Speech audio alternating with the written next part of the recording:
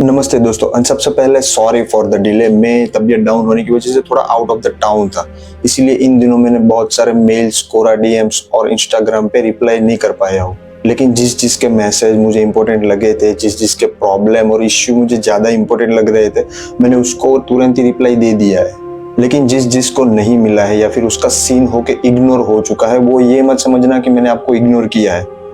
बस मैंने आपको इश्यू को इतना सीरियस नहीं समझा था, इसीलिए मैंने आपको उस वक्त रिप्लाई नहीं दिया था, क्योंकि मेरा तबीयत डाउन होने की वजह से मैं थोड़ा आउट ऑफ द टाउन था और थोड़ा बिजी भी था, इसीलिए मैंने सबको रिप्लाई नहीं दिया है। लेकिन जिस जिसके मैसेज और जिस जिसके इश्यूज मुझे ज़्यादा इंपॉर्टेंट लग रहे थे, ज़्यादा प्रायोरिटीज लग रहे थे, मैंने उन सबको रिप्लाई दिया है। और साथ ही साथ जो लोगों ने मुझे ये रिक्वेस्ट किया था क्वेश्चन भेजने के बाद कि अगर हो सके तो इस पर पूरा वीडियो बनाना और मुझे लिंक सेंड कर देना, तो वो रिक्वेस्ट मैंने बिल्कुल ही अलग कर ली है। उसको मैंने तुरंत रिप्लाई नहीं दिया है, उसका मैंने रिक्वेस्ट सारी अलग कर ली है। तो उसमें से देखते हैं सबसे पहली रिक्वेस्ट कौन सी है जो आज वीडियो बनाने के लायक है। तो दोस्तों, आज तो एक सेक्सुअल रिक्वेस्ट आई है। सबसे पहले मुझे लग रहा था कि ये बंदा मजाक कर रहा है, इसीलिए मैंने उसको सीन नहीं किया था। लेकिन 2 बार मैसेज आने के बाद मुझे लग रहा है कि ये ज़्यादा इश्यू वाला है, ये ज़्यादा प्रॉब्लम में है, तो इसीलिए ये रिक्वेस्ट में पढ़ रहा हूँ। और ये रिक्वेस्ट कुछ इस तरह की है कि है venom, you right nice, you help me a lot in life, but I want your suggestion about my fantasy. Okay, तो सबसे पहले मैं ये बता देता हूँ कि इसका मैं कोई ट्रांसलेट नहीं करूँगा, इसका मैं इंग्लिश का ट्रांसलेट नहीं करूँगा, क्योंकि ये कुछ ऐसी रिक्वेस्ट है जो पढ़ने के बाद और ट्रांसलेट करने के बाद शायद अगर मेरी फैमिली ये वीडियो देख लेंगी तो वो मुझे मारेंगे। ये थोड़ी ज़्यादा सेक्सुअल है, तो अगर आपको नहीं देखना है तो अभी से आप वीडियो क्लोज कर सकते हैं, क्योंकि ये ज़्यादा सेक्सुअल रिलेटेड है। और फैमिली मुझे मारेगी, ये थोड़ा मजाक था, फैमिली मुझे नहीं मारेगी, लेकिन आई फील कि मुझे इसका ट्रांसलेट नहीं करना चाहिए। Okay, so the request was be like, I want a suggestion about my fantasy. Actually, I have seen my mother nude accidentally, and I felt embarrassed at that time. But since then, I can't come out of this incident.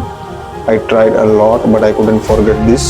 And slowly, I realized that I have some fantasy of her. I really want to see her again nude, and I'm trying to see a deal. Okay, so दोस्तों, ये पूरी message तो मैं नहीं पढ़ना चाहता हूँ, लेकिन मैं ऊपर ऊपर से बताता हूँ कि उस बंदे ने शायद अपने मम्मी को न्यूड या फिर कुछ गंभीर हालत में देख लिया है, जिसकी वजह से उसके मन में फैंटेसी आ गई है। तो वो उस फैंटेसी को ना तो भूल पा रहा है, ना वो उसकी मम्मी के साथ कुछ बात शेयर कर पा रहा है, मतलब उसके साथ कोई कन्वर्सेशन नहीं हो रहा है। और साथ ही साथ उसने ये भी लिखा है कि I think this is a wrong in our culture. So ये बंदा तो राइट है, उसको पता है, कम से कम ये पता है कि ये अपने कल्चर में सही नहीं है, ये रॉन्ग है। और I am making a mistake by not talking to her about my fantasy. Please suggest me, should I approach her, should I share my feeling with her, if I shouldn't then how can I get rid of this thoughts, please help me. Okay, मतलब उस बंदे को ये तो पता है कि ये फीलिंग उसके अंदर गलत आ चुकी है, उसके मन में जो विचार आ रहे हैं अपने मम्मी को रिलेटेड, वो फैंटेसी बिल्कुल ही गलत है। वो अपने कल्चर को जानता है, फिर भी वो सजेशन मांग रहा है कि क्या उसे अपने मम्मी के पास अप्रोच करना चाहिए, क्या उसे अपनी फीलिंग अपनी मम्मी के साथ शेयर करनी चाहिए। उसके लिए मैं सबसे पहली बात तो ये बताना चाहूँगा कि ये बिल्कुल ही गलत फैंटेसी है। आपको जिस व्यक्ति के लिए फैंटेसी आई है वो बिल्कुल ही गलत है, और आप मुझसे ये पूछ रहे हो कि क्या ये सोच गलत है।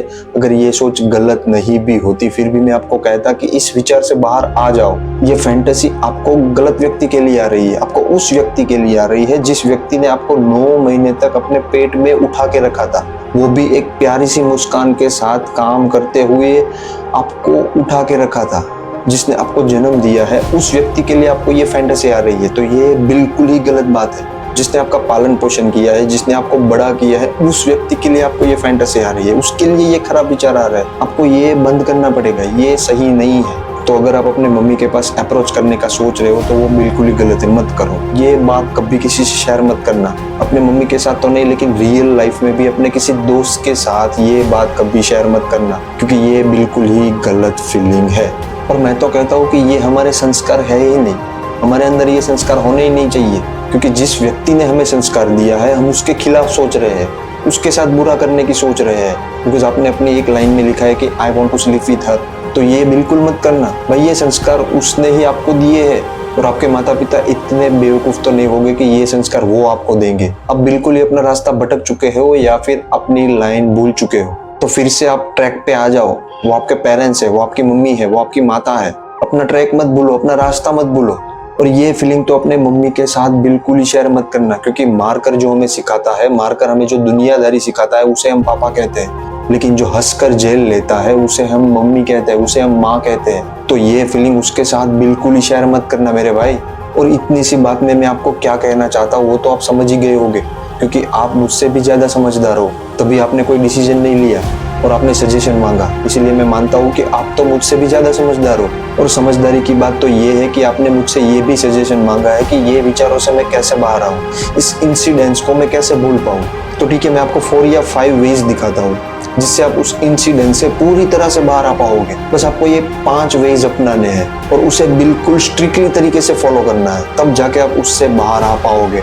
सबसे पहला वे, जब भी आपके अंदर कोई फैंटेसी जन्म लेती है या फिर कोई आपके अंदर ऐसी फीलिंग आ जाती है जिसको आपको निकालना है, तो टीवी चालू करो या फिर मोबाइल के अंदर घोस्टेड मूवी देखो, क्योंकि फैंटेसी और स्कैड ये दोनों बिल्कुल ही पैरेलल चलते हैं। जब भी हमारे मन में कोई भय होता है तो ये फैंटेसी फीलिंग नहीं आती है, और जब भी हमारे मन में फैंटेसी होती है तब हमें कोई भय नहीं लगता है। लेकिन इन दोनों में भी भय सबसे ऊपर है। जब भी आपके मन में कोई भय होगा तो फैंटेसी कभी नहीं आएगी। इसीलिए कहता हूँ कि जब भी आपके मन में कोई ऐसी फैंटेसी या फिर ऐसी कोई फीलिंग आती है तो मोबाइल में या फिर टीवी में घोस्टेड मूवी देखो, डरावना मूवी देखो, भूतिया मूवी देखो, और ये आपको केवल 20 या 25 मिनट तक ही देखना है। जैसे ही आपके मन में भय लगने लगेगा वो फीलिंग बिल्कुल ही गायब हो जाएगी। दूसरा वे, जब आप अकेले बैठे हो और तभी ये मन में विचार आ रहा है तो एक काम करो, जहाँ बैठे हो वहां से खड़े होके बाहर चले जाओ, नेचर में चले जाओ, कोई नदी किनारे जाओ या फिर मंदिर में जाके अकेले बैठ के सोचो। बस केवल आपको 5 या 10 मिनट तक ही सोचना है कि ये जो मेरे मन में हो रहा है, ये जो मैं सोच रहा हूँ, क्या वो सही है या नहीं है। आपको अंदर से ही आवाज आ जाएगी, आपको अंदर से ही रिप्लाई मिल जाएगा कि आप जो सोच रहे हो बिल्कुल ही गलत है। तीसरा वे, हमारा मन हमेशा हमारे ही काबू में होता है। दिल की बात तो अलग है, दिल हमारे काबू में नहीं होता है, लेकिन हमारा मन हमेशा हमारे काबू में होता है कि कौन से थॉट्स हमें आने चाहिए, कौन से विचारों पे हमें विचार करना चाहिए, वो हमारे ही हाथ में होता है। तो अगर आपका मन आपके काबू में नहीं है तो पहले उसको काबू करना सीखो। कौन से विचारों पे आपको सोचना चाहिए, कौन से विचार को आपके नहीं करना चाहिए, उसको आप काबू करना सीख लो।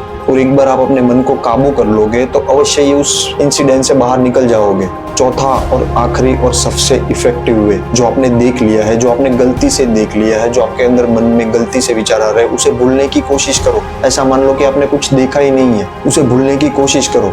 अगर नहीं भूल पा रहे हो तो कोशिश में थोड़ी आग लगाओ, उस कोशिश को जुनून के साथ करो। और अगर उससे भी काम नहीं बन रहा है तो 4-5 दिन घर से कहीं दूर रहने चले जाओ। अपनी मम्मी से कन्वर्सेशन कम कर दो, अपने मम्मी के सामने आना ही छोड़ दो। बस केवल आपको 5 या 6 दिन के लिए यही करना है, आपको थोड़ा दूर जाना है। और मैं अवश्य कहता हूँ कि 4 या 5 दिन के बाद वो इंसिडेंट्स आपके मन से बिल्कुल ही गायब हो जाएगा, आपके अंदर वो थॉट्स आएंगे ही नहीं। और मेरे भाई ये 4 वेज फॉलो कर लो, आप उस इंसिडेंट से बिल्कुल ही बाहर आ जाओगे। आपको कुछ याद भी नहीं आएगा, आपके मन में कोई ऐसा विचार भी नहीं आएगा। सो इन शॉर्ट, आपने मुझसे जो 3 सवाल पूछे थे उसका रिप्लाई मैं अब दे रहा हूँ। सबसे पहला सवाल आपका ये था कि am I making mistake by not talking her about my fantasy? No, you are not making any mistake. अपनी फैंटेसी के बारे में कभी अपनी मम्मी को मत बताना। दूसरा सवाल आपका ये था कि should I share my feelings with her? No, you should never share your feeling with your mother, it will be a scene, ये एक पाप हो जाएगा। और तीसरा सवाल आपका ये था कि how can I get rid of my thoughts, जिसके मैंने 4 इफेक्टिव वेज आपको बता दिया है। बस आपको उसको फॉलो करना है। और अगर आपको मेरा सॉल्यूशन अच्छा लगे तो मुझे कोरा डीएम में फिर से रिप्लाई कर देना। And thank you for listening me. Have a good day and have a great life ahead.